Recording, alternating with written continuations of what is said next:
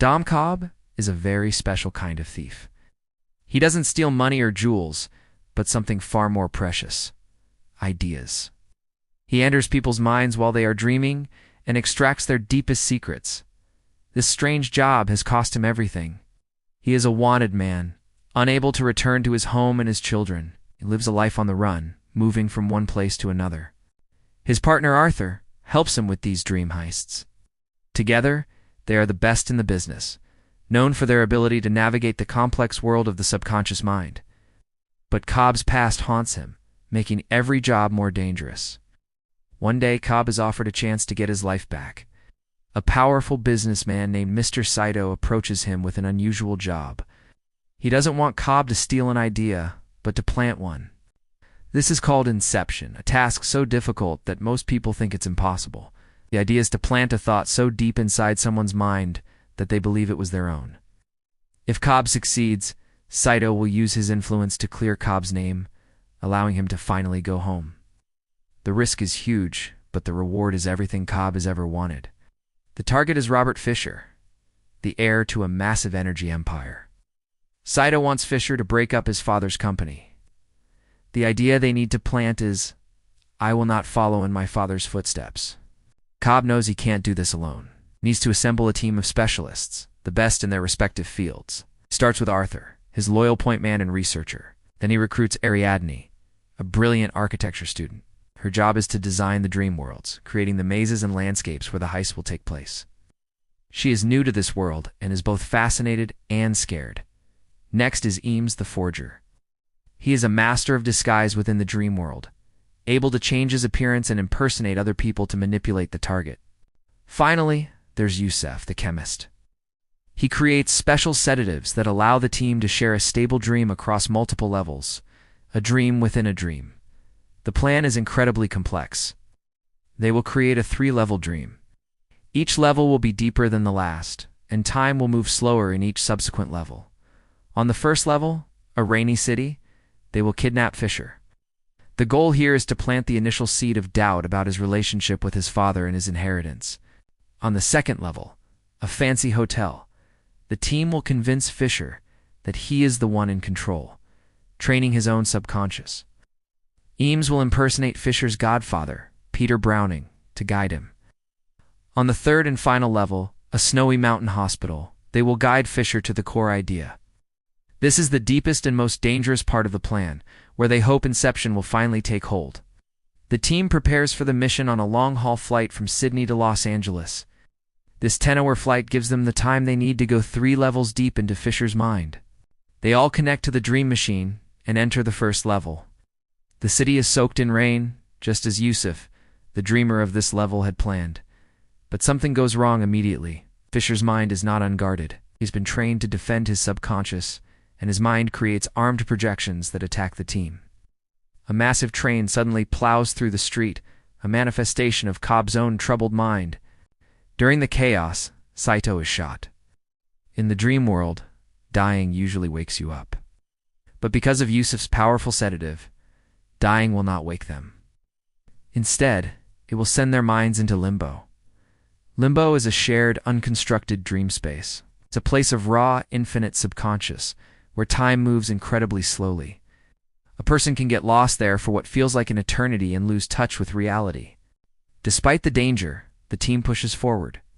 They manage to capture Fisher and put him into a van.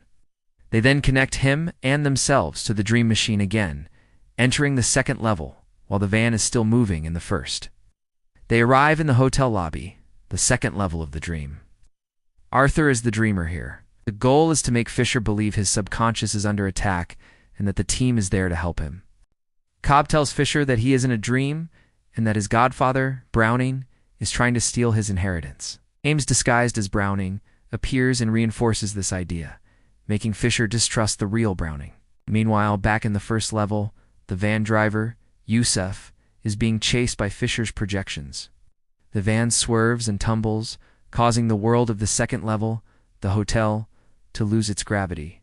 The hotel corridors and rooms begin to spin and float. Arthur has to fight Fisher's projections in zero gravity, a mind-bending sequence of floating combat. He must also find a way to give the team the kick they need to wake up. A kick is a synchronized jolt, like falling or hitting cold water, that wakes everyone up from one dream level to the one above it. With the van falling in level 1 and zero gravity in level 2, Arthur has to be creative. While Arthur deals with the chaos in the hotel, the rest of the team goes deeper, entering the third level of the dream. They arrive in a snowy, mountainous landscape with a fortress-like hospital. This level is dreamed by Eames. The plan is to have Fisher break into a heavily guarded vault inside the hospital, believing it contains his father's true will. The team hopes that inside he will find a symbolic representation of the idea they want to plant. Fisher's projections are even more powerful here, like a private army guarding the hospital. A massive firefight breaks out as the team tries to create a diversion so Fisher can get inside. During the battle, Cobb sees a projection of his deceased wife, Mal. She is a dangerous part of his subconscious that constantly tries to sabotage his missions. Mal appears and shoots Fisher. Fisher is now dying in the third level. This is a disaster. If he dies, he will fall into limbo, and the mission will fail completely. Cobb and Ariadne decide to follow him down to rescue him. They go one level deeper, into limbo. This is Cobb's own subconscious space, a crumbling city that he and Mal once built together. Here, years can pass in just a few minutes of real-world time. In limbo, they find Mal waiting for them. She tries to convince Cobb to stay with her forever, to give up on reality. But Cobb finally confronts her, accepting that she is just a shade of his guilt and not the real woman he loved. They also find Fisher. Cobb explains to him that this world isn't real and that he must face his own memories. They find a way to give him a kick from limbo by using a defibrillator on his body in the third level. Fisher wakes up back in the snowy hospital. He makes it to the vault. Inside, he finds a projection of his dying father. His father whispers that he was disappointed that Fisher tried to be like him. He tells him to be his own man. At that moment, Fisher opens a safe and finds a small paper pinwheel, a cherished childhood memory. The Inception is complete. The idea my father doesn't want me to be him has been successfully planted. Fisher now believes he must break up the company, not because of Saito, but because it was his own and his father's true wish. Now, the team must escape. They need a series of synchronized kicks to get back up through the levels. In level 1, the van hits the water. In level 2, Arthur detonates explosives in an elevator shaft to jolt the floating team. In level 3, Eames sets off charges around the hospital. The kicks are all timed perfectly. The team members wake up one by one, level by level, until they are all back on the airplane. Everyone is safe, except for Cobb. He stayed behind in limbo to find Saito, who died from his gunshot wound much earlier, and has been in limbo for decades of dream time. Cobb finds an elderly Saito in a palace built from memories. Cobb reminds him of their deal and convinces him to return to reality. They both remember their purpose and choose to wake up. Cobb opens his eyes on the plane. Fisher looks peaceful. Saito makes a phone call. When the plane lands, Cobb walks through immigration, and the officer waves him through. All charges have been dropped.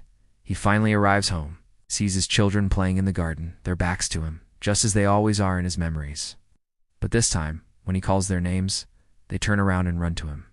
Before embracing them, Cobb spins a small top on a table. It's his totem, an object he uses to tell if he is in a dream or reality. In a dream, the top would spin forever. Cobb ignores the spinning top and goes to hug his children, finally reunited. The camera stays on the top, spins and spins, and just before the screen cuts to black, it begins to wobble. For more movie recaps like this, don't forget to like, share, and subscribe to Movies Recap Repo.